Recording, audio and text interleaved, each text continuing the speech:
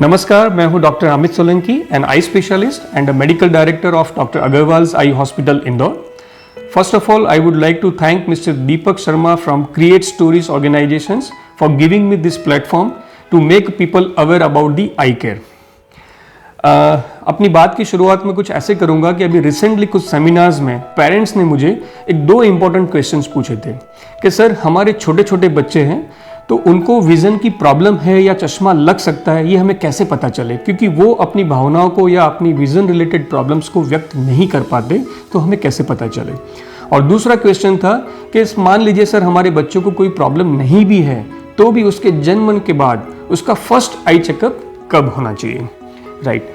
So let us start and let us talk about the 7 important signs to know if your child need glasses, right.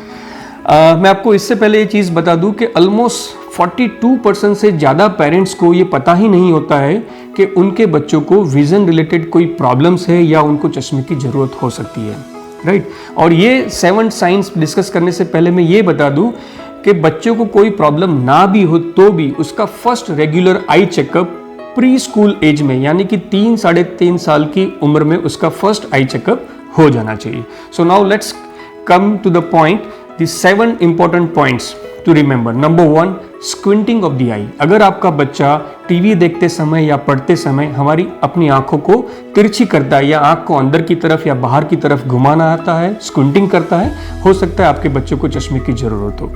Second important sign is difficulty in reading and concentration. अगर school में blackboard में उसको दिखने में difficulty हो रही है, वो लिखने में मिस्टेक्स कर रहा है, उसको कॉन्सेंट्रेट नहीं कर पा रहा है या उसको स्पोर्ट्स खेलने में भी ऑब्जेक्ट पे फोकस नहीं कर पा रहा है, तो नॉर्मली ऐसे बच्चों को पेरेंट्स या टीचर्स द्वारा टैग किया जाता है कि या तो उसका आईक्यू लेवल कम है या बहुत ये नॉटी है, यानी कि शरारती है।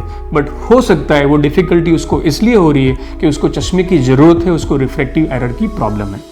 Third important sign is sitting close, यानी कि टीवी देखते समय अगर वो बहुत ज़्यादा पास से बैठना प्रीफर करता है या पढ़ते समय अपनी किताब को या अपने टैबलेट्स को बहुत पास रखता है, हो सकता है उसको चश्मे की ज़रूरत हो। Fourth important sign is a head tilting, यानी कि अगर वो किसी भी चीज़ को कॉन्सेंट्रेट या फोकस करते समय अपने चेहरे को टिल्ट या शिफ्ट करता है या फिर डबल ऑब्जेक्ट दिखने की वजह से उसको अवॉइड करने के लिए वो अपनी एक आंख को कवर करता है, हो सकता है उसको रिफ्रैक्टिव एरर यानी कि चश्मे का नंबर हो सकता है।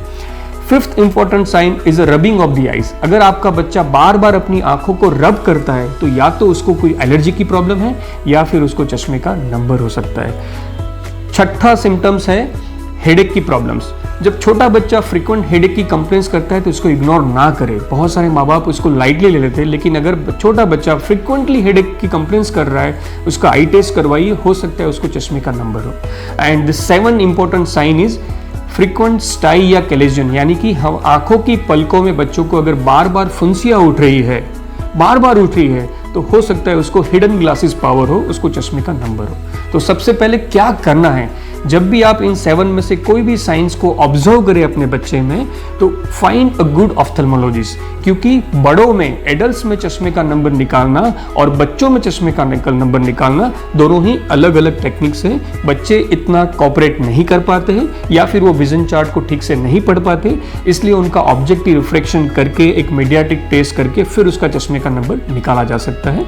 उसके साथ ही बच्चे को हेल्दी डाइट्स दीजिए, उसको green leafy vegetables, citrus fruits, omega fatty acids के लिए आप फ्लैक्सीड्स दे सकते हो, फिश, एग, ये सब का सेवन कराएं। और क्योंकि आजकल बच्चों का स्क्रीन टाइम बहुत बढ़ गया है तो please try to reduce the screen time also.